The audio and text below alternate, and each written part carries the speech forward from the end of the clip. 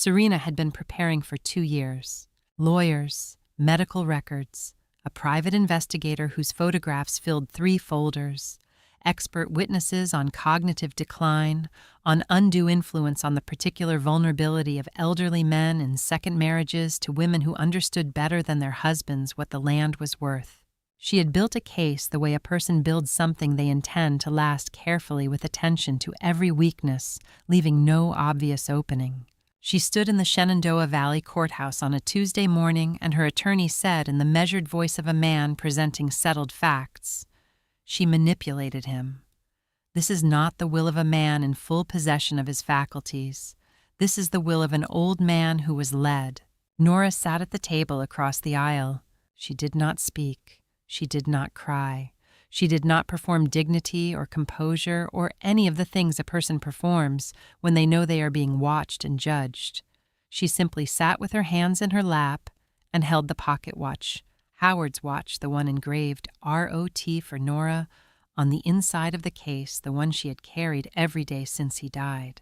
She held it the way you hold something that connects you to a person who is not in the rooms. What Serena did not know, what no one in that courtroom knew except one man, was that Howard had known this day was coming. 2 years before he died, he had driven alone to Patrick Drummond's office on a Wednesday afternoon. He had brought a sealed envelope, red wax, blue ribbon, and an instruction written on the outside in his own hand. "Open only in a courtroom. If anyone ever questions whether I knew what I was doing." Drummond had kept it for 2 years. He stood now at the plaintiff's table and walked to the front of the courtroom and placed the envelope on the clerk's desk. The judge looked at it. She broke the seal. She read. She stopped. The room was quiet, in the way rooms go quiet when something has entered them that is larger than the proceedings that were underway, the specific complete quiet of 20 people who have all simultaneously understood that what they thought they were here for and what they are actually here for are not the same thing. The judge set the pages down. She looked at the room. She did not speak immediately. This is what Howard had prepared for. This is what Serena had not. The Honeycrisp trees needed thinning. Nora had known it since the previous week, had walked the row twice, and noted the overcrowded clusters on the second and third trees from the south end, the places where the fruit was setting too densely to develop properly. Howard would have seen it immediately. He had an eye for the trees that she had been developing for 22 years and had not yet fully acquired the specific knowledge of a man who had been working this particular soil since before she arrived and had spent 2 decades teaching her its language. She was learning to read it without him. She had the thinning shears in her right hand, and the September morning around her the particular quality of September in the Shenandoah Valley. The light going gold in the early hours before it flattened into the middle of the day, the smell of apples beginning to reach the stage where the smell was something you tasted rather than just noticed. Howard had always said September smelled like the year keeping its promises. She heard Theo's car on the gravel before she saw it. The sound of his tires on the long drive had a specific quality this morning that she registered before she registered the car itself. Something in the pace of it. The way he had slowed coming up the last section of the drive, rather than taking it at the easy speed of someone arriving with no particular news. She had learned in 66 years of paying attention to the world to hear what approach sounds told you. She lowered the shears.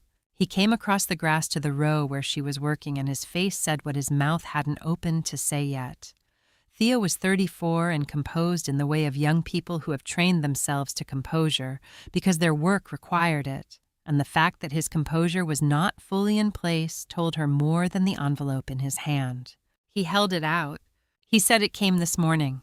"I thought you should see it before I called Drummond." She took it. 47 pages. She read them standing in the Honeycrisp row with the morning light still doing its September work on the orchard around her, the thinning shears hanging from her right hand, the pages turning in her left. She read the way Howard had taught her to read documents completely from the first word, not looking for the summary, but for the full shape of the thing. Serena Calloway Vance plaintiff, Nora Jean Calloway defendant, the estate of Howard Raymond Calloway subject. The relief sought a declaration that Howard's updated will, signed 3 years before his death, witnessed and notarized, leaving Ridgecrest Orchard in its entirety to Nora, was void, having been executed at a time when the decedent lacked the testamentary capacity to make such a disposition.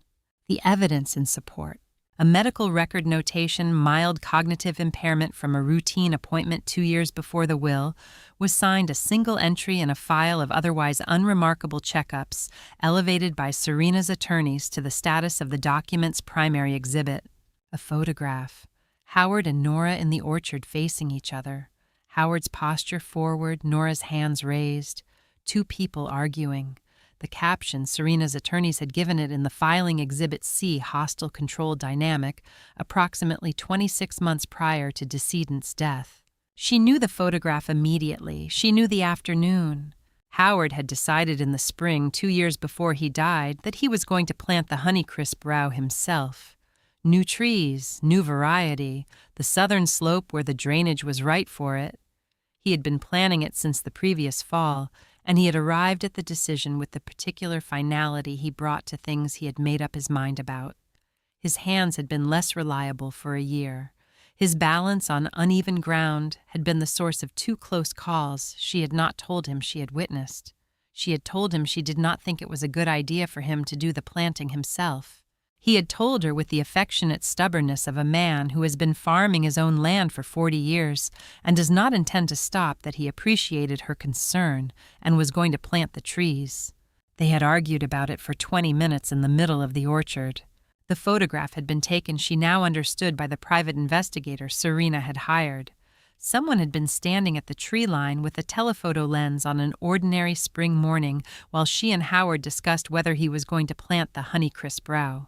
He had planted the trees. They were the row she was thinning now. She read the third category of evidence, a statement from a neighbor, the Hendersons, whom she had always found watchful, in a way she had attributed to country quiet, and now understood differently, attesting that Nora controlled Howard's communications with his family, that she screened his calls, that she had been present for every visit Serena made in the last 3 years of Howard's life.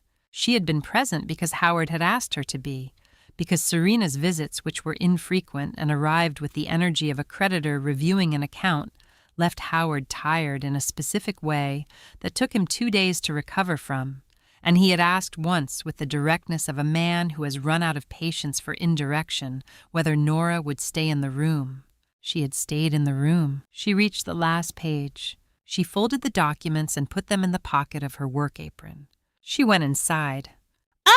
Howard's reading room was at the back of the old workshop building, a small space he had converted in the years before she came to Ridgecrest, a room with a wood stove and 2 chairs and shelves of farm reference books and the accumulated notebooks of a man who had been paying attention to this land for a long time. She came here when she needed to be in the closest available version of his presence. She went to the desk. She opened the bottom drawer. The Orchard Journal was there, the notebook she had seen him write in across 22 seasons, the one she had always treated as his private record, and had not opened since his death. She took it out and set it on the desk. Beneath it, a single sheet of paper, his handwriting the compressed specific print he used for practical communications. "If there is trouble, trust Drummond." She picked it up. She read it twice. She had known Patrick Drummond as Howard's attorney for 22 years, the man who handled the farm's legal matters, a quiet and unhurried presence at the edges of their life. She had not known until this moment that Howard had prepared him for something specific. She opened the desk drawer further. The pocket watch was there. She had not seen it since the morning after the funeral when Theo had brought her Howard's personal effects from the hospital. She had put it in this drawer because she had not been ready to carry it, and had not been ready to let it go. She picked it up.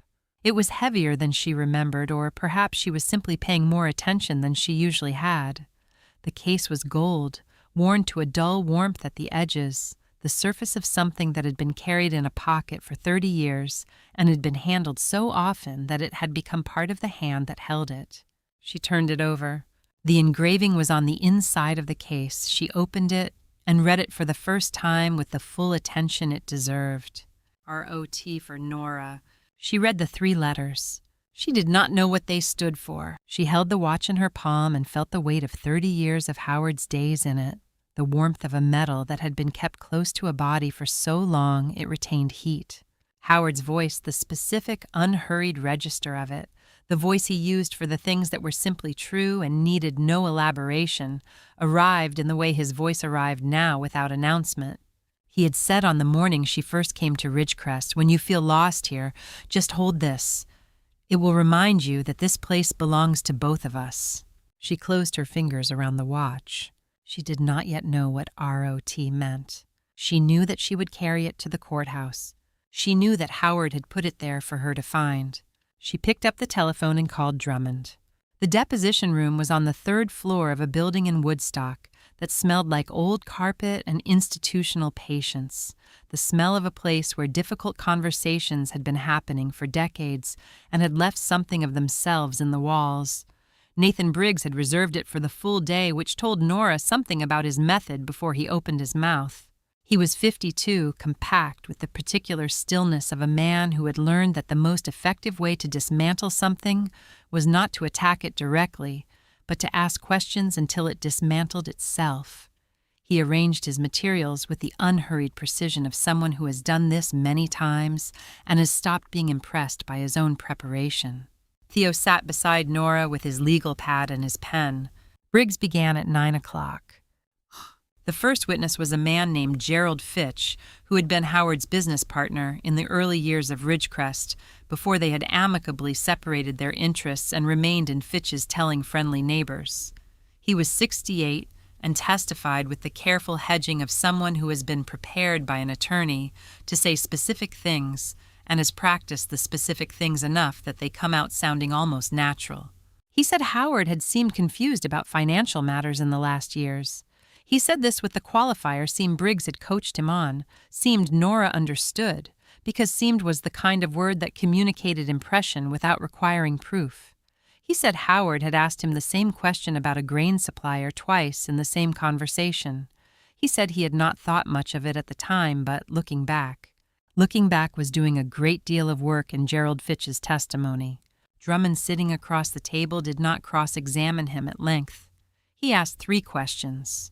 Fitch confirmed that Howard had successfully negotiated a new irrigation contract the same year as the confused conversation. He confirmed that Howard had been managing a 38-acre operation to profitability until the year before his death. He confirmed that he and Howard had remained on good terms, and that Howard had never expressed uncertainty about his affairs to Fitch directly. The second witness was Patricia Henderson, the neighbor. She was a careful woman who believed Nora understood that she was doing the right thing. She had genuine affection for Howard and genuine unease about Nora, and the genuine unease was the kind that some people develop around quiet women, the sense that someone who speaks less than expected must be managing something. She testified that Nora was always present when Serena visited, that she had not observed Howard and Serena spending time alone in the last 3 years of Howard's life. Nora remembered every one of those visits. She remembered Howard asking her before the first one whether she would stay nearby, not because he was afraid of Serena, but because Serena's visits required him to be, as he had put it, the father she needed rather than the man I am, and coming back to himself afterward was easier when Nora was there to help him do it. She had stayed. Patricia Henderson had drawn her own conclusions from a window. Then Briggs placed the medical file on the table. It was a standard manila folder, the kind that held the accumulated records of a person's relationship with the medical system. He opened it to 2 pages, specific pages tabbed in advance, the preparation of a man who had reviewed the file thoroughly and found the 2 sentences he needed. He read them aloud. The first was from a routine appointment 18 months before the will was updated. Patient exhibits mild cognitive impairment on standard assessment. Monitoring recommended. The second was from 6 months later, the same notation in slightly different language, a follow-up that had found no significant change. Briggs said, "These notations appear in Howard Calloway's medical record during the same period in which he updated his will, leaving the entirety of Ridgecrest Orchard to the defendant. The plaintiff's position is that these notations establish reasonable doubt about Howard's capacity at the time of signing. He closed the folder. He said no further questions for this witness. Drummond looked at the folder. He did not open it. He said, "I have nothing at this time." Theo wrote something on his pad and underlined it twice and slid it to Nora. She read it. "He's saving the medical rebuttal for trial. He has something." She already knew this. She had known it since the phone call the night before, since Drummond's pause, and the careful way he had chosen not to say more than was needed. In the car going home, Theo was quiet for the long stretch of Route 11 through the valley. The mountains were doing what they did in the late afternoon of a September day, going blue at their edges, the light on them going softer and more golden as the sun moved lower. After 20 minutes, he said, "The medical record is a real problem, Nora. It's not conclusive, but it's what juries notice. We need Drummond to explain why Howard wouldn't have disclosed it in the will process if he knew about it." She said, "Call Drummond. Tell him it's time." Theo looked at her. She said, "He'll know what that means." That night she called Drummond herself. He answered on the first ring, which was not his habit for evening calls, and told her he had been expecting it. She said, "Patrick, is what's in the envelope enough?" A pause, the specific pause of a man measuring what to say and how much of it. He said, "Nora, I've been practicing law for 35 years. I have handled estates and disputes and contested wills and family litigation of every kind. I have never held a document like the one I have been holding for 2 years. He stopped. She said, "That's not a yes or a no." He said, "It's a yes." He said good night, and she thanked him, and they ended the call. She sat in Howard's reading room in the dark. The lamp was off. The light from the road came through the window in a thin bar across the floor. The Orchard Journal was on the desk where she had left it. She had not opened it yet, had not felt ready, but she could see its shape in the low light, the familiar worn cover of the notebook Howard had carried to the orchard every harvest for 22 years. She leaned back in the chair. She asked not to the room, exactly, not to the air, exactly, but to the specific quality of presence that Howard had left in this room by spending years in it. "What did you prepare, Howard?" The room did not answer. Outside, the wind moved through the honeycrisp row. The trees he had insisted on planting himself, the trees she had argued against the trees that were in their first year of fruit. They made the sound they made when the wind came through the valley. In the September evenings, a dry, specific sound, the sound of leaves that are beginning to turn. She sat with it. She was not afraid. She was simply waiting for the moment Howard had prepared for. Drummond's office was in Woodstock above a hardware store on the main street, the kind of office that accumulates its character over decades, rather than being designed with bookshelves that had been filled gradually and a desk that had held 35 years of serious work and showed it in the way good furniture shows use. The window looked out over the street where the September light was doing its honest work on the valley town. He had asked them to come at 2 o'clock, and he was waiting when they arrived. He closed the door. He sat down. He placed the envelope on the desk between them. It was smaller than Nora had imagined. She had been carrying the idea of it for 2 years since she found Howard's note in the reading room trust Drummond and had called and been told gently and without detail that Howard had made certain arrangements, and the idea of it had grown in her mind to something large and definitive. The actual envelope was the size of a personal letter, the kind used for correspondence rather than legal documents. Pale blue. The wax seal on the flap was dark red, intact, the impression clear. A pale blue ribbon had been tied around it, and the ribbon, like the seal, was exactly as it had been when Howard placed it here. She looked at it for a moment. She did not reach for it. Drummond said Howard came to this office 2 years before he died. He came alone, he hadn't told you he was coming, and he asked me not to tell you afterward. He said he didn't want you to spend the next 2 years thinking about it. He said he sat in the chair you're sitting in now. Nora looked at the chair beneath her, the worn arms of it, the particular give of a seat that had held many people over many years. She thought about Howard's hands on the armrests. Drummond continued. He had 2 things with him. The first was this envelope. He had written the letter himself by hand at home and sealed it before he came. He gave it to me with a written instruction. He had put the instruction on a separate piece of paper, also signed, so there would be no question about its authenticity. The instruction said open only in a courtroom if anyone ever questions whether I knew what I was doing. He said he was very specific about the language. Not if I die. Not if there is a dispute. If anyone ever questions whether I knew what I was doing. He said he had thought about what Serena would do. He had thought about what she would argue. He had prepared for both of those things specifically. Nora said, "You said he had two things." Drummond reached into his briefcase. He produced a document, not the envelope, something separate, a single page with a letterhead she recognized as a medical practice and a signature at the bottom and a date. He said the second thing Howard brought with him that afternoon was his neurologist, Dr. Alicia Whitfield. She had driven from Harrisonburg.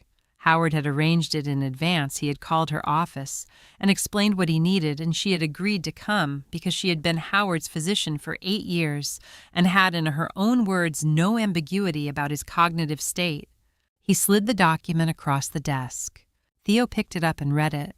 His expression, which had been carefully composed since they walked in, shifted slightly, the shift of someone reading something that resolves a question they had been holding.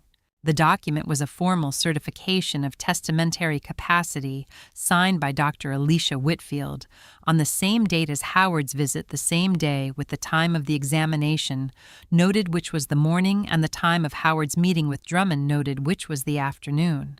He had gone to the neurologist first. He had brought the certification with him. Theo set it on the desk and looked at Nora. Drummond said Dr. Whitfield will be our first witness. She will testify to Howard's full cognitive capacity on the date of this examination. The date of this examination predates the will by 2 years, which means it predates Serena's medical evidence, and it was conducted specifically for the purpose of creating an unimpeachable record of his state of mind. He said, after Dr. Whitfield testifies, I will present the envelope. He paused. He said, I have read what's inside it, Nora. Howard asked me to read it before I filed it so that I could attest to its authenticity. He said Drummond's voice changed slightly, the way voices change when quoting someone the speaker respected. He said, Patrick, I am not confused. I am getting old. There is a difference between those two things, and I want that difference to be on the record. He said he knew exactly what he was doing. Every piece of this was deliberate. He placed his hand briefly on the envelope, a gesture she had not expected from him, the touch of a man acknowledging the weight of something, rather than simply presenting it, and then he moved his hand away. He said, I won't tell you what the letter says. Howard asked me to honor the instruction. The instruction was the courtroom, so the courtroom is where you'll hear it. In the car going back to Ridgecrest, Theo held the copy of Dr. Whitfield's certification in his lap and did not speak for a while. Then he looked at the envelope, the copy Drummond had made for the file, which Theo had in the folder on his knee, and said, You're not curious about what's in it. Nora kept her eyes on the road. She said, enormously curious. She said, But Howard said the courtroom. So we wait for the courtroom. Theo looked at her. She could feel him looking at her, the specific quality of being seen by someone who is trying to understand something about you that is not quite within his reach. He said, You trust him that completely? She said, I trusted him for 22 years. I don't see a reason to stop now. The valley opened around them as they came through the gap, the long view of the Shenandoah, the mountains going blue at their edges in the late afternoon, the particular depth of September light that Howard had called the year keeping its promises. She had driven this road with him 10,000 times. She drove it now without him, which was not the same, but was still the road, still the valley, still the same light. That evening she went to the orchard. Not to work, the thinning was done. The harvest preparations were as far along as she could take them alone. The trees were doing what they did in the last weeks of September, which was everything they needed to do without her assistance. She went because she wanted to be in the orchard before the trial, the way you want to be in a place you love, before something difficult begins. She walked the rows. She came to the Honeycrisp at the end. Howard's row.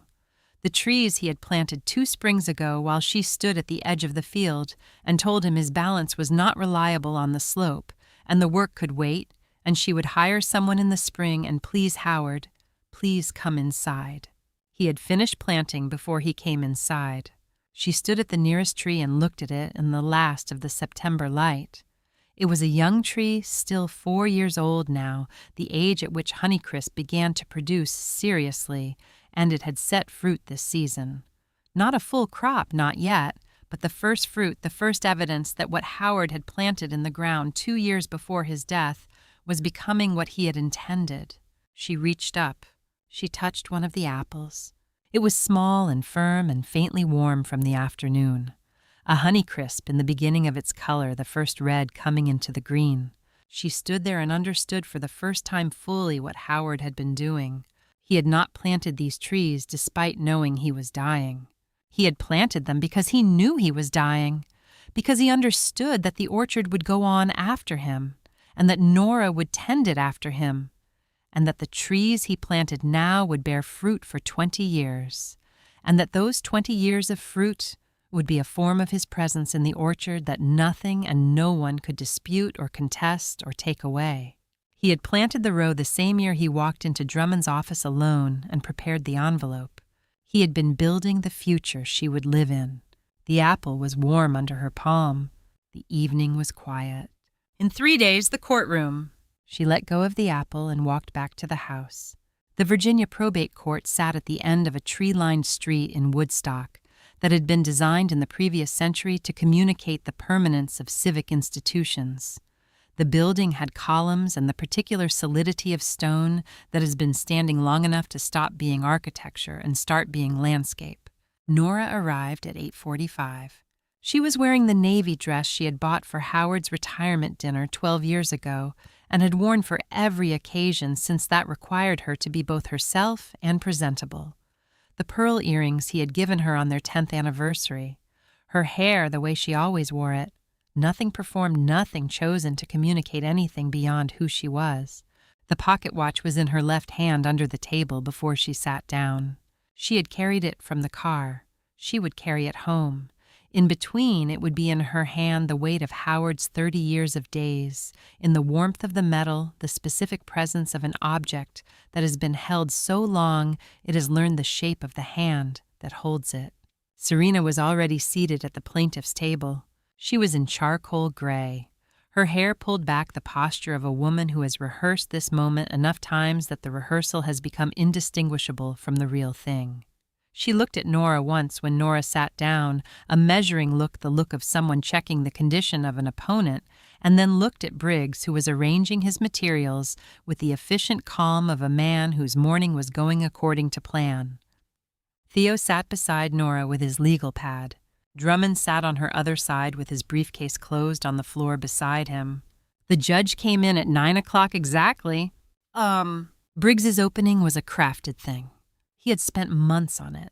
She understood, had shaped it the way a builder shapes something meant to bear weight, fitting each piece to the next, so that the whole structure was continuous, and the individual components appeared not as arguments, but as facts that had simply arranged themselves into an obvious conclusion. He spoke about Howard Calloway with the specific warmth of a man who has researched the subject of his argument and has extracted the genuinely admirable elements in order to make the diminishment that follows more affecting. He spoke about a man who had built something with his hands, who had loved his land, who had given his life to Ridgecrest Orchard over 40 years of work that began before the woman at the defendant's table had any connection to the Shenandoah Valley. He spoke about the second marriage. He did not call it a mistake.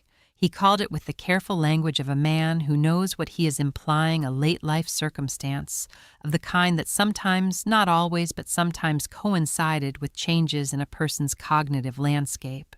He mentioned the charitable donation to the local food bank, a substantial amount, given 3 years before Howard's death, and described it in the tone of one who was only raising questions rather than making accusations as an atypical financial decision for a man of Howard's previously consistent patterns. He put the photograph on the screen. Howard and Nora in the Honeycrisp row 2 years before his death. Howard leaning forward, his posture carrying the specific energy of a man who has made a decision and is defending it. Nora with her hands raised, not in anger. Nora knew, but in the gesture she made when she was saying, "Please, Howard, please listen." The gesture of a woman trying to prevent a man she loved from doing something that would hurt him. Briggs said, "What we see in this photograph is not a disagreement between equals. What we see is a pattern of control, a pattern that witnesses will testify to, that the medical record suggests Howard was increasingly unable to recognize or resist in the final years of his life." He said the question before this court is not whether Howard Calloway loved his wife. It is whether he was in full possession of his faculties when he made the decision to leave her everything, including a property that 3 generations of his family built, that his daughter had every reasonable expectation of inheriting, that he himself had never in 40 years indicated any intention to remove from the Calloway family line. He said, "We believe the evidence will show that he was not." He sat down. The room settled. Serena was called to the stand. She testified with the controlled emotion of someone who has been coached to be human at the right moments and composed at the rest.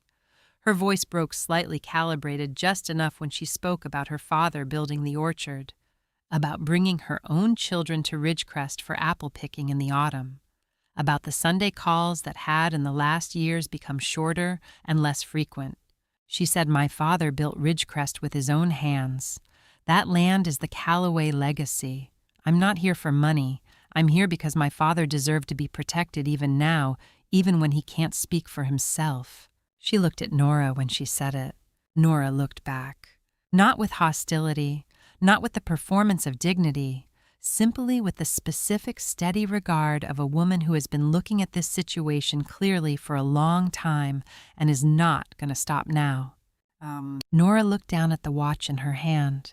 She had been looking at it intermittently through the morning without fully reading it, holding it the way you hold something that comforts you, without examining the comfort source.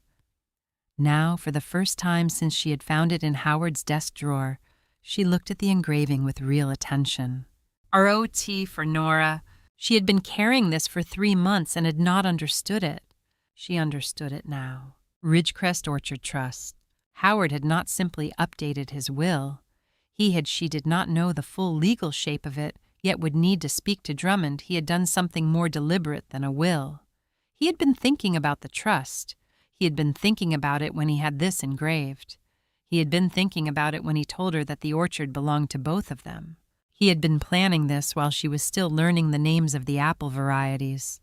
The thought arrived not as surprise, but as the completion of something she had been assembling without knowing what the finished shape was. Every piece she had found, the note in the desk, Drummond's quiet certainty on the phone, the photograph of the Honeycrisp trees, and what she now understood they meant had been part of this. She closed her fingers around the watch. Dr. Alicia Whitfield took the stand at 11:15. She was 60 direct in the way of physicians who have stopped having time for circumlocution, and she testified with the flat authority of someone presenting clinical fact. She said, "I examined Howard Calloway in the 2nd week of March 3 years ago. The examination was comprehensive, the full battery of cognitive assessment tools we use for patients over 65. She said Mr. Calloway's performance placed him in the top 15% for his age and demographic group. His working memory, his executive function, his orientation, his reasoning all performed above the age-adjusted norm. She said Mr. Calloway was one of the most cognitively acute patients I have had the privilege of treating. In my professional opinion, he was in full possession of his faculties at the time of that examination, and I have no clinical basis for any conclusion otherwise." Briggs cross-examined her for 20 minutes. He referenced the mild cognitive impairment notation from 2 years prior. She said, "That notation reflects performance on a single assessment on a single day.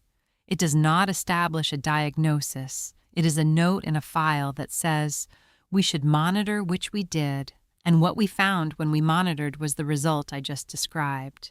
She said medicine does not work in the way that legal proceedings sometimes wish it did. A notation is not a verdict. Briggs sat down. Drummond did not re-examine. The judge looked at the defense table. She said, "Counsel, do you wish to present your case?" Drummond stood. He straightened his jacket, the single unhurried motion of a man who is not performing composure because he does not need to perform it. He said, "Your Honor, we have 2 witnesses and 1 document. The document, I believe, will be sufficient." The judge looked at him. She said, "Proceed." Drummond reached down to his briefcase. He placed the envelope on the table, the red wax seal, the pale blue ribbon. 2 years of Howard's trust in this room, in this moment, for this purpose. Nora held the watch. The courtroom was very quiet. Drummond walked to the front of the courtroom. He moved the way he had moved through the entire proceedings, without urgency, without the performance of confidence, with the specific, unhurried quality of a man who knows where he is going and has stopped needing to demonstrate that he knows. He set his briefcase on the edge of the clerk's table. He reached inside. He placed the envelope on the wooden surface of the clerk's desk, where the judge could see it clearly. The room's quality of attention changed immediately. It was the envelope itself that did it, the specific, deliberate appearance of it. The pale blue against the dark wood, the red wax seal intact and unmistakable, the pale blue ribbon still tied around it in the bow that Howard had tied 2 years ago in the last private act he had performed in this matter. The room had been until this moment a courtroom conducting its ordinary proceedings. Now it was a room in which something was about to happen that was different from the proceedings. Briggs was on his feet before Drummond had spoken.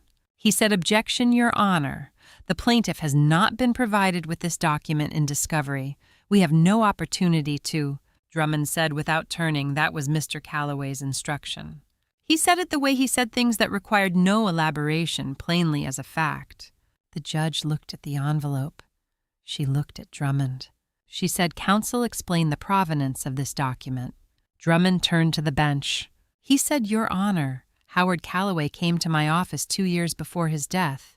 He came alone without informing his wife or any other party. He brought this envelope which he had prepared at home, and he brought a written instruction specifying its disposition. The instruction stated that the envelope was to be opened only in a courtroom proceeding in the event that anyone disputed the validity of his will. He said the envelope has remained in my firm's possession since that afternoon, sealed exactly as Mr. Calloway left it. I have not shared its contents with opposing counsel because Mr. Calloway's explicit instruction prohibited any disclosure prior to a courtroom proceeding. That instruction was his right to give. I honored it. He said I can attest to the document's provenance. The neurological certification we entered this morning, which establishes Mr. Calloway's full cognitive capacity on the same date he visited my office, was brought by Mr. Calloway himself. He arranged for Dr. Whitfield to be present that afternoon for exactly this purpose. The judge said, "You've read the contents." Drummond said Mr. Calloway asked me to read it before I accepted custody so that I could attest to its authenticity and to the fact that it appeared to be prepared without duress or external influence. I read it. That is the extent of my knowledge of its contents. The judge looked at the envelope for a moment. She said, "I'll review it." Briggs said, "Your Honor, with respect, the plaintiff has the right to—" The judge said, "Mr. Briggs, the court will determine admissibility. Sit down." Briggs sat down. The judge came down from the bench. This was not something Nora had expected, had not known to expect, had no frame for having never been in a courtroom proceeding of this kind before. The judge was a woman of about 60, with the composed authority of someone who has been making consequential decisions in this room for many years and has arrived at a complete comfort with the weight of them. She came down from the bench and walked to the clerk's table and stood before the envelope. She looked at the seal. She looked at the ribbon. She looked at the written instruction on the outside, Howard's handwriting, the compressed specific print Nora had been reading for 22 years, the handwriting she would know anywhere. The judge took the envelope in both hands. She broke the seal. The sound of the wax was small and specific, a clean separation, the sound of something that had held and was now releasing because the moment it had been holding for had arrived. The ribbon fell away from the fold and lay on the clerk's table beside the empty envelope. The judge removed the pages, 2 of them, folded once. She unfolded them and held them in both hands and looked at the first page. Howard's handwriting. The same compressed, deliberate print. Not the writing of a man in a hurry. The writing of a man who had sat down with a specific purpose and had given it the full attention it deserved. The lines were straight. The letters were consistent. There was not a single correction, not a word crossed out, not a hesitation visible in the formation of any character. The judge read. The room was quiet in the way that courtrooms go quiet when something has entered them that is larger than the proceedings, the specific collective stillness of people who have simultaneously understood that they are in the presence of something that requires their full attention. Nora held the pocket watch. She did not watch the judge.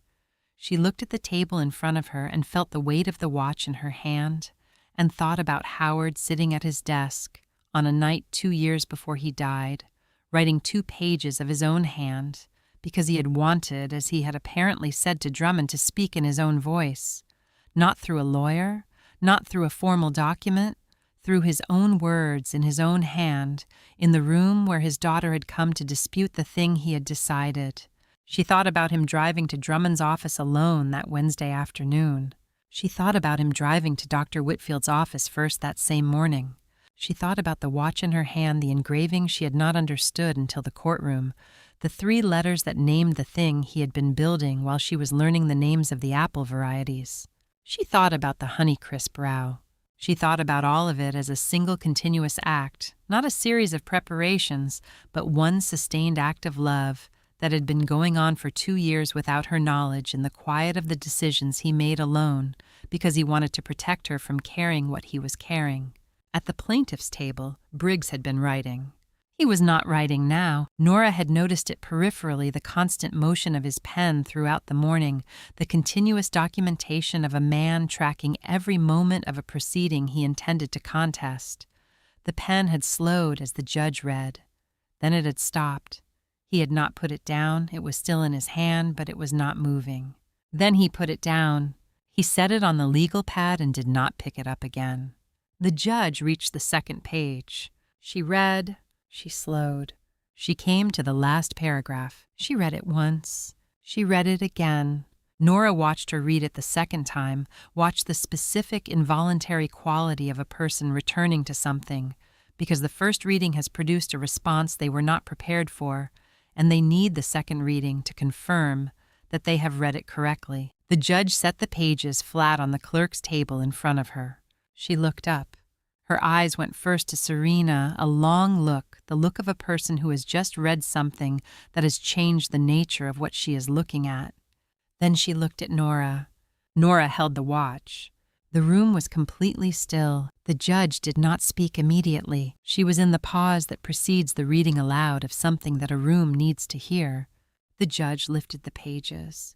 She had set them down on the clerk's table and looked at the room, and now she lifted them again, a deliberate motion, the motion of a person who has decided that what she is holding needs to be said aloud rather than simply entered into the record in silence. She said, "I'm going to read the final paragraph of Mr. Calloway's declaration into the court record." She held the pages in both hands. She read, "I leave Ridgecrest Orchard to my wife Nora, not because the law requires it, not because she asked, but because for 22 years she loved this land without once asking what it was worth." The room did not react. The room absorbed. There is a difference between those two things, and it was present in the Virginia probate court, at that moment, the specific complete stillness of 20 people who have heard something that has entered them rather than simply reached them, who are in the process of receiving something rather than responding to it. Briggs looked at the table in front of him. Serena turned her head not quickly, not dramatically, but with the specific motion of a person who needs to look somewhere other than where they have been looking. She looked at the window. The September light came through it at the angle it had been coming through all morning and would continue to come through regardless of what was decided in this room. The judge set the pages down. She sat for 30 seconds without speaking. 30 seconds is a long time in a courtroom. Nora counted them without meaning, to the way you count things when your mind needs something to do while the rest of you is fully occupied with something else. Briggs collected himself. She had to give him that he was a professional. and professionals in his line of work had developed the ability to find the next argument even when the current one had failed, and he found it now with the practiced recovery of someone who has been in rooms like this before and understands that you do not stop until you are stopped. He said, "Your Honor, with respect, the declaration establishes the decedent's emotional state. It does not establish legal capacity. The question before this court is whether Mr. Calloway met the legal standard for testamentary capacity at the time he signed the updated will, and we would submit that a personal letter, however affecting, does not resolve that question." He said, "We would request the opportunity to question Mrs. Calloway directly." The judge looked at him. She said, "Mr. Briggs, I have admitted the declaration as evidence. Dr. Whitfield has testified to Mr. Calloway's cognitive performance. The neurological certification has been entered. Your objection is noted and overruled." She paused. She said, "However, I will allow one question." She looked at Nora. She said, "Mrs. Calloway, please stand." Nora stood. The room's attention gathered toward her the way attention gathers when a room understands that a specific person is about to say something that the room has been without knowing it waiting for. The judge said, "Did you know your husband was preparing this declaration?" Nora held the watch in her left hand under the table the way she had held it all morning. She looked at the judge, not at Briggs, not at Serena, at the judge, at the specific face of a person who had spent 23 years in this room, deciding things that mattered, who had just read something she had not encountered in 23 years, who was now asking a question that was not procedural, but real. She said, "No, I didn't know." She said, "Because Howard didn't need me to know. He only needed me to be there." She said it in the voice she used for things that were simply true, the voice she had used for 22 years of early mornings and late harvests and the ordinary conversations of a shared life, the voice that had no performance in it because the things she said in that voice did not require performance. The room was still. The judge looked at her for a moment, a long moment, the kind of regard that is not judicial assessment, but human recognition, one person seeing another person clearly. She said almost to herself the words arriving before she had fully decided to say them aloud. "I have heard property disputes for 23 years. I have never had occasion to read anything like that." She was quiet. Then she nodded. Not the nod of a judge to a witness, the nod of a person acknowledging something in the presence of something that deserves acknowledgement. "Oh!" Nora pressed the watch against her chest. She did not plan the gesture. Her hand moved there before she understood it was moving, the way the body knows what it needs, before the mind has finished deciding. She closed her eyes. She was not crying in the way of grief, not the way she had cried in the weeks after Howard died, the crying that came from the specific wound of a presence removed. This was different. This was the crying that comes when you discover that you have been loved more completely than you knew, that someone looked at you for 22 years and saw what they were looking at with more clarity than you had seen yourself, and had put that seeing into 2 pages of handwriting, without a single correction, without a single second thought, and had left it in an envelope in a lawyer's office for the day when it needed to be said out loud. She had known Howard loved her. She had not known the full shape of how. She pressed the watch against her chest and let herself feel the full weight of what was in the room, the 2 pages of his handwriting on the judge's table, the pale blue ribbon on the clerk's desk, the red wax that had held for 2 years and had now released the sentence that was being recorded into the permanent legal record of Shenandoah County, Virginia. "I leave Ridgecrest Orchard to my wife Nora, not because the law requires it, not because she asked, but because for 22 years she loved this land without once asking what it was worth." Serena did not look at her. Briggs gathered his papers. He did it methodically, with the quiet efficiency of a professional, closing a matter, placing each document back in its folder, each folder back in its case, the specific orderly retreat of a man who has recognized that a proceeding has moved beyond the reach of his arguments and is now performing the only function left available to him. He did not speak. The case had not simply been lost on legal grounds. It had become empty. The argument that Howard Calloway had not known what he was doing, that he had been led, that the will reflected confusion rather than intention, had not been refuted so much as made irrelevant by the presence of the man himself, speaking in his own voice in his own hand from 2 pages of paper that had waited 2 years in a pale blue envelope for the moment when the room needed to hear him. There was nothing left to argue against. Howard had spoken. The room had heard him. The court reporter's fingers moved on the keys recording into the permanent legal history of the state of Virginia the sentence of a man who had planted apple trees in the last year. He was strong enough to plant them and had written 2 pages of truth. In the last year he was certain enough to write them and had trusted that both things, the trees and the truth, would still be standing when they were needed. They were still standing. The coffee shop was 3 blocks from the courthouse on the main street of Woodstock, in a building that had been a hardware store before it became something quieter. It had the particular warmth of small-town establishments that have found their purpose after several attempts, mismatched chairs, good light from the front windows, the smell of coffee that had been taken seriously rather than simply made. Drummond chose a table in the back corner. He ordered 3 coffees without asking what anyone wanted, because he had been doing this long enough to understand that there are moments when the correct thing to do is simply provide the coffee and let everything else arrange itself. They sat for a moment without speaking. Then Drummond set his briefcase on the floor beside his chair and looked at Nora and said, "I'll tell you everything. From the beginning." Howard had appeared at his office on a Wednesday afternoon in October, 2 years before he died. No appointment.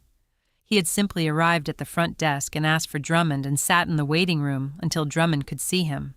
Drummond had known Howard for 22 years, had handled the farm's legal matters since before Nora came to Ridgecrest, and he had seen Howard in many states over those years, the states of a man who was running a working farm, through good seasons and difficult ones, through the particular stresses of land management and the quieter stresses of a family that had never fully settled into the shape Howard had hoped for. He said Howard came in and sat down across from me, and he said, "Patrick, I need to think out loud for a few minutes, and then I need to do something, and I need you to keep it quiet." He said, so I listened. What Howard had told him in the unhurried way Howard told things was that he had been watching Serena for 3 years and understood what she was going to do. Not because Serena was cruel. Howard had not described her as cruel. Because Serena had a specific relationship with Ridgecrest that was about what it represented rather than what it was. She had been raised with the understanding that the orchard was the Callaway legacy, and that the legacy would pass through the bloodline, and that the appropriate response to a second marriage that threatened that passage was to wait and then to act. Howard said he did not blame her for feeling that way. He said he had decided not to let it work. Drummond wrapped his hands around his coffee cup and looked at the table for a moment before continuing. He said Howard told me he had considered updating the will again. He decided against it. He said, and I want to give you his exact words, because I have not forgotten them. He said, "Serena will challenge any will I write after this one. She'll argue that each subsequent revision is more evidence of decline, that each change is one more sign of Nora's influence. I don't want to give her a ladder to climb. I want to take the ladder away entirely." He said, so instead of revising the will, he chose a different instrument. The ante-mortem declaration, his own statement in his own hand, prepared while he was unambiguously competent, and delivered to a court only in the event of a dispute. Not a document that could be characterized as Nora's influence, not a document that could be connected to any attorney who could be accused of bias. His own words, his own voice, given directly to the room where the argument would happen. Theo said he knew exactly what Briggs would argue. Drummond said he knew exactly what Briggs would argue. He prepared the answer before the argument existed. He said he told me that the ante-mortem declaration had a specific power that a will revision didn't have. A will speaks through attorneys and formal language and the conventions of legal documents. A declaration speaks in the person's own voice, and a person's own voice when it is clear and specific, and addresses exactly the questions being asked, is harder to argue against than any formal instrument. He looked at Nora. He said he told me something else. He said Serena loves the idea of the orchard, Patrick. Nora loves the actual trees. There is a difference between those two things, and I need a judge to understand that difference. He said that was why he wrote what he wrote, not to defeat Serena, to give the judge enough to understand who Nora was in relation to Ridgecrest, not as a legal beneficiary, but as the person who had been tending it. Nora held her coffee cup. She thought about 22 seasons of harvests and the journal in the reading room and the Honeycrisp row, and Howard at the kitchen table in the evenings going over the records with the specific attention of a man who took the work seriously because the work was serious. She thought about all the ways she had come to know this land that had nothing to do with ownership and everything to do with presence, the names of the varieties and the particular needs of each, and the feel of the soil in different parts of the property, and the way the frost came in the low section near the creek before it came anywhere else. She had not known she was building evidence. She had been building a life. Drummond reached into his briefcase. He produced an envelope, smaller than the pale blue one, a standard letter envelope, white, no name on the outside, no seal. He set it on the table between them. He said Howard left this with me at the same time. He said it wasn't for the court. He said it was for Nora after. He stood. He said, I'll get a refill. He walked to the counter. Nora looked at the envelope. Theo looked at her. She picked it up. Inside was a photograph, the kind printed on the standard paper the size of a postcard with the slightly warm color of a photograph taken in good light. She turned it over. Howard and Nora at the first harvest. 22 years ago. She was 44. She did not remember his exact age in the photograph, only that he had been younger than she had thought of him. Both of them younger than she thought of them now, looking back. They were in the orchard, both of them, with the particular dishevelment of a long working day, mud on their hands, on her jacket leaves, in his hair. They were both laughing at something she could no longer identify, could no longer place some moment in a long-ago afternoon that the camera had caught without either of them knowing they were being caught. They looked like people who belonged to a place. She turned it over, Howard's handwriting on the back, the compressed specific print she would know anywhere. This is the reason. She held the photograph. She heard his voice not as memory, not as the deliberate act of remembering, but in the way voices arrive, when the person who owned them has put enough of themselves into something, and you are holding that something in your hands. The specific, unhurried quality of it. The voice he used for the things that were simply true. He had said one evening in the orchard she could place it now, a September evening years ago, the light going the way September light goes. You know what I love most about this place? It doesn't care about being valued. It just keeps growing. She had understood him then as talking about the trees. She understood him now as talking about her.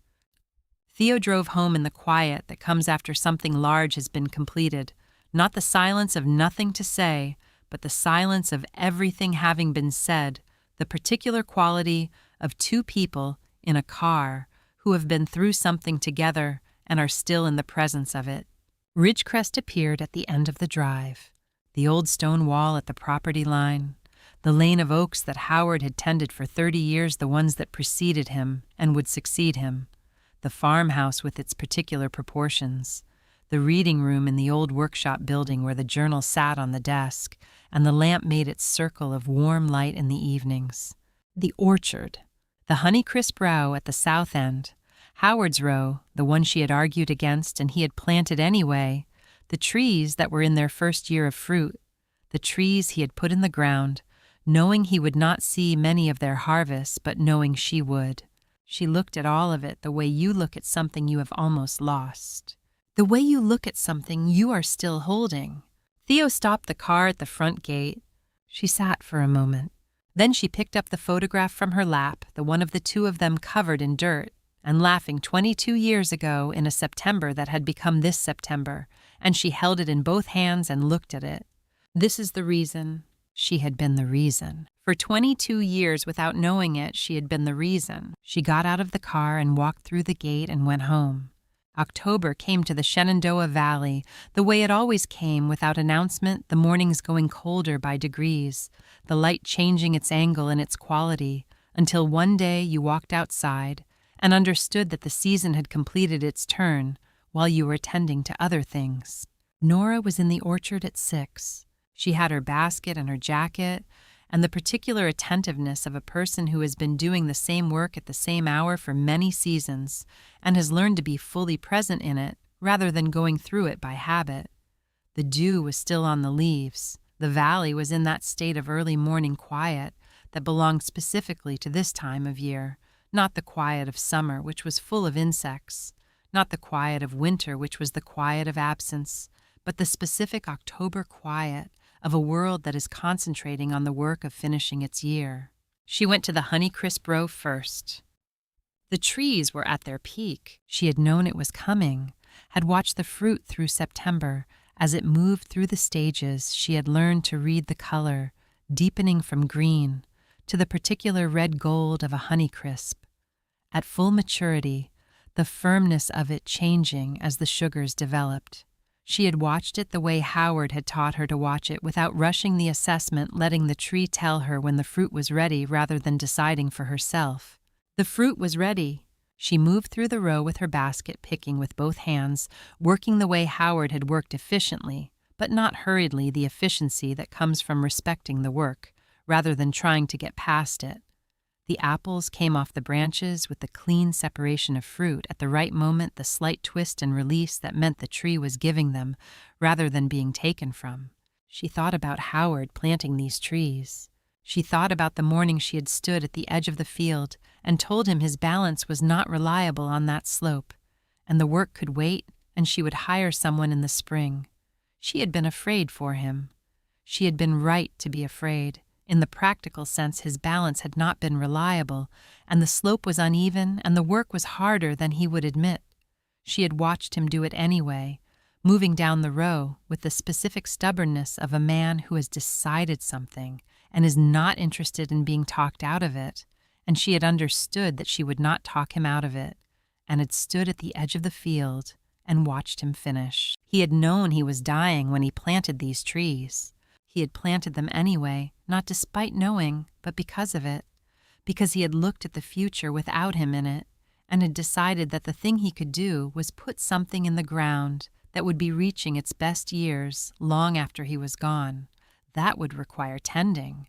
That would give her a reason to be in this row on October mornings with a basket, doing the work they had done together, still doing it without him. She picked the last apple of the row. She put it in the basket. She sat down on the old stone wall at the end of the row, the wall Howard had repaired 3 times over the decades, the wall that had been here before both of them and would be here after. She set the basket beside her. She held the pocket watch. The sun was coming up over the ridge, the specific long light of an October morning in the Shenandoah, the light that came in at an angle that showed everything. The old oaks along the drive, the farmhouse, the reading room window in the workshop building. She said quietly to the orchard, to the morning, to the October air that smelled like apples and cold, and the particular scent of leaves beginning their last work. Howard said, "I love this land," without asking what it was worth. He was right. I still do. She thought about Serena, not with anger that had not been what she felt, not even at the height of the proceedings, not even in the deposition room with Briggs's careful questions building their careful structure around her. What she felt when she thought about Serena now was something closer to sadness, the specific sadness of watching a person miss something that was right in front of them. Serena had been in the courtroom when the judge read Howard's sentence. She had heard the same words Nora had heard. She had been looking at the same thing, her father's voice in his own hand, stating plainly what he had understood about the difference between the 2 women in the room. She had heard a legal outcome. She had missed the love behind it. Nora did not know whether that would change for Serena. She did not know whether Serena would eventually understand what she had been too close to the argument to see, that the sentence was not a verdict against her, but a statement about what a person looks like when they love a place without reservation, without accounting, without keeping score. She hoped, in the way she hoped for most things, quietly and without expectation, that Serena would eventually find her way to that understanding.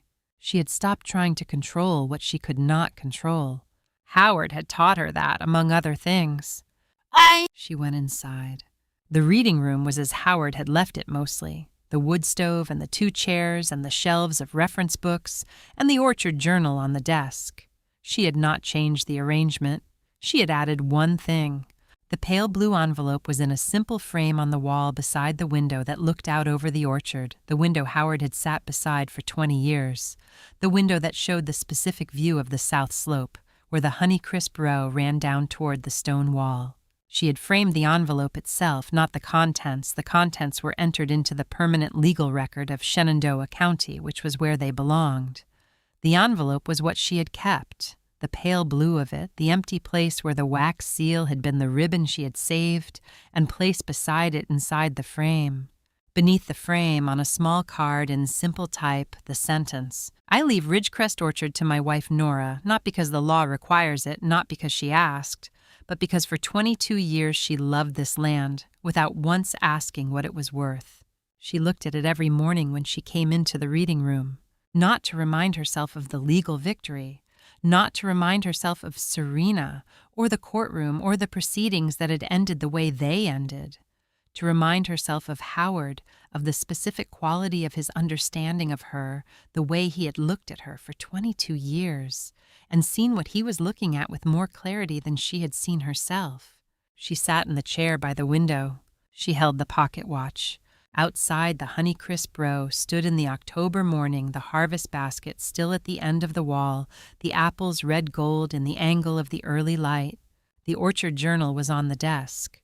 22 seasons of Howard's handwriting, one for each year. He and Nora had worked this land together. She had started a new entry the previous spring, her own handwriting now, the 23rd season continuing the record in the same notebook. The watch ticked in her hand.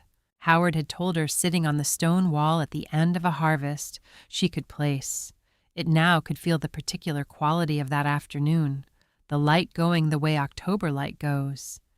He had said, "That wall will outlast both of us, Nora. That's the point. You build things not for yourself, but for whoever comes after." She had built 22 seasons. She would build more. Ridgecrest knew who it belonged to. It had always known. Howard had simply made sure that one October morning in a Virginia courtroom, a judge knew it too, and the knowing had been entered into the record permanently in the sentence of a man who had planted apple trees. In the last year, he was strong enough to plant them, who had written 2 pages of truth in an envelope tied with a pale blue ribbon, who had trusted that both things would still be standing when they were needed. The trees were standing. The truth had been read. The orchard was in its October best, and Nora was home,